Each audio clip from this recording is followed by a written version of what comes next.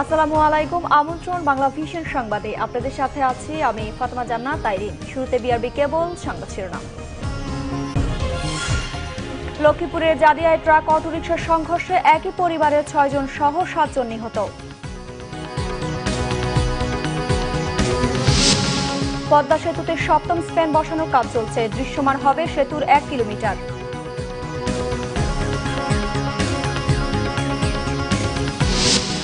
সর্বস্তরে শ্রদ্ধা জানানোর জন্য সঙ্গীতাঙ্গনের পুরোধা আহমেদ ইমতিয়াজ বুলবুলের মরদেহ আজ রাখা হবে কেন্দ্রীয় শহীদ মিনারে।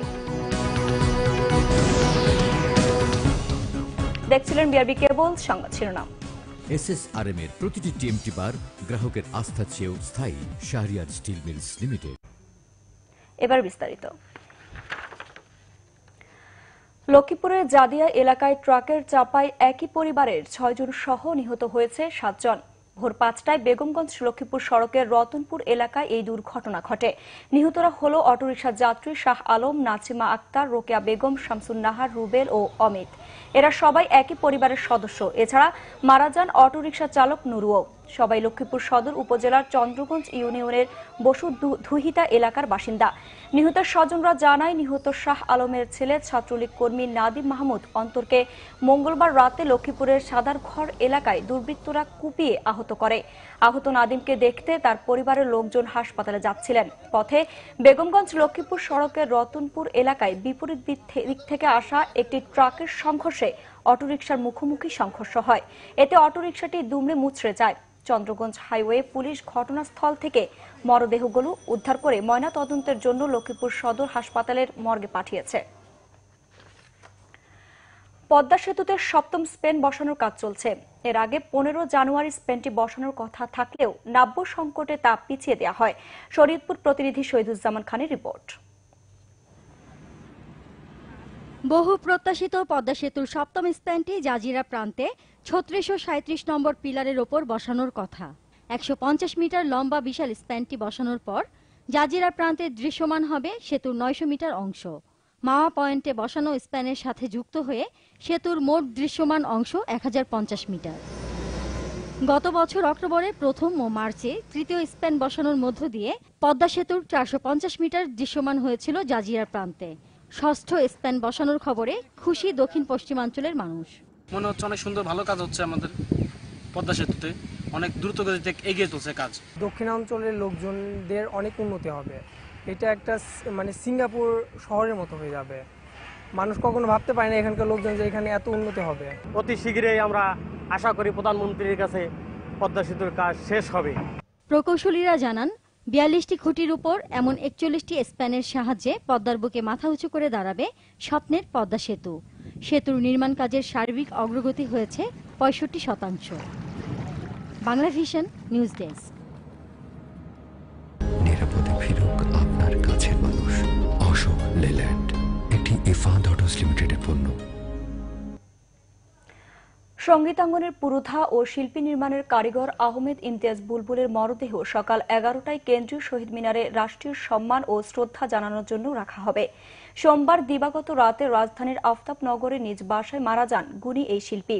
তার বয়স হয়েছিল 63 বছর। মৃত্যুর খবর ছড়িয়ে পড়লে সেখানে ছুটে যান সঙ্গীতাঙ্গনের শিল্পী, গীতিকার, মিউজিশিয়ানরা। অনেক ভক্ত শ্রোতারাও ভিড় জমান। আহমেদ ইমতিয়াজ বুলবুল অসংখ্য জনপ্রিয় গানের গীতিকার, সুরকার ও পরিচালক ছিলেন। কাজের স্বীকৃতি হিসেবে পেয়েছেন 21 পদক, রাষ্ট্রপতির পুরস্কার, জাতীয় চলচ্চিত্র পুরস্কার সহ অসংখ্য সম্মাননা।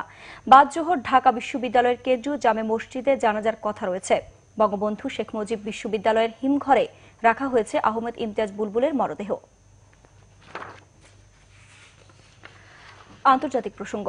প্রাণঘাতী সোয়াইন ফ্লু ভাইরাসের বিস্তার ও প্রাণহানি উদ্বেগজনক হারে বৃদ্ধি পাওয়ায় ভারতের রাজস্থান, উত্তরপ্রদেশ সহ 9টি রাজ্যের সর্বোচ্চ সতর্কতা জারি করা হয়েছে। রাজস্থানের স্বাস্থ্য অধিদপ্তর থেকে জানানো হয়েছে, চলতি মাসের প্রথম 2 সপ্তাহে সোয়াইন ফ্লু ভাইরাসে অন্তত 31 জন মারা গেছেন। আক্রান্তের সংখ্যা প্রায় 2000।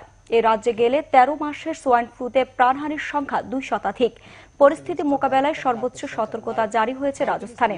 একই পদক্ষেপ নিয়েছে দিল্লি, গুজরাট, পাঞ্জাব, হরিয়ানা, উত্তরপ্রদেশ, অন্ধ্রপ্রদেশ, তামিলনাড়ু এবং তেলেঙ্গানার স্থানীয় প্রশাসন আতঙ্ক দূর করতে জনগণকে সচেতন করার পাশাপাশি সোয়াইন ফ্লু শনাক্তকরণ, চিকিৎসা এবং হাসপাতালে পর্যাপ্ত বেড নিশ্চিতের নির্দেশ দিয়েছেন কেন্দ্রীয় সরকার। মূলত শুকরের সংস্পর্শ থেকেই প্রাণঘাতী সোয়াইন ফ্লু ভাইরাসের বিস্তার ঘটে। এই ভাইরাসে গত বছর ভারতের বিভিন্ন রাজ্যে 1103 জনের প্রাণহানি হয়েছে। এবার ক্লেমন খেলার সংবাদ।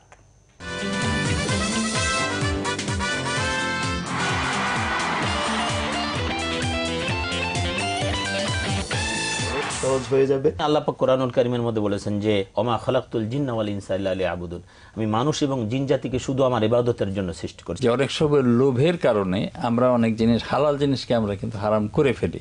এর থেকে আমাদেরকে বেঁচে থাকতে হবে। আপনাকে দেওয়া হয়েছে আল্লাহর সৃষ্টিকে বোঝবার জন্য, তাহলে স্পেসের দিক দিয়ে আপনি সুপ্রিম। যদি পরের হক নষ্ট করা হয় তাহলে পরের হক ফিরিয়ে দিতে হবে, তারপরে ক্ষমা চাইতে হবে। জুমায় এমন একটি সময় আছে যখন ব্যক্তি দাঁড়িয়ে নামাজ আদায় করে, সেই সময় সে আল্লাহর কাছে যাই চায় আল্লাহ সুবহানাহু ওয়া তাআলা তাকে তাই প্রদান করেন। ইয়া আইয়ুহান নাবিয়্যু ইন্না ইসলামের বিভিন্ন বিষয় নিয়ে সপ্তাহের নিয়মিত ইসলামিক অনুষ্ঠান মানব জীবনে ইসলাম সুন্দর ও সত্য। অধ্যাপক ডক্টর মোহাম্মদ আব্দুর রশিদের উপস্থাপনা ও সালাম পাঠান রাসেলের প্রযোজনায় দেখবেন প্রতি শুক্রবার সকাল 11:30 বংশী বাজায় কে রে সখী, বংশী বাজায় কে, সোনার খাঁচা দোরে রাখবো আমি তোরে। স্কুল ও কলেজ ভিত্তিক ম্যাগাজিন অনুষ্ঠান, এসিআই ফান কেক এবং ক্লাসের বাইরে।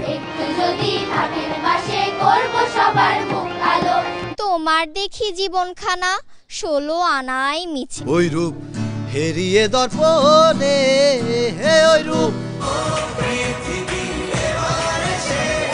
দয়াল মুর্শিদ যার সখা।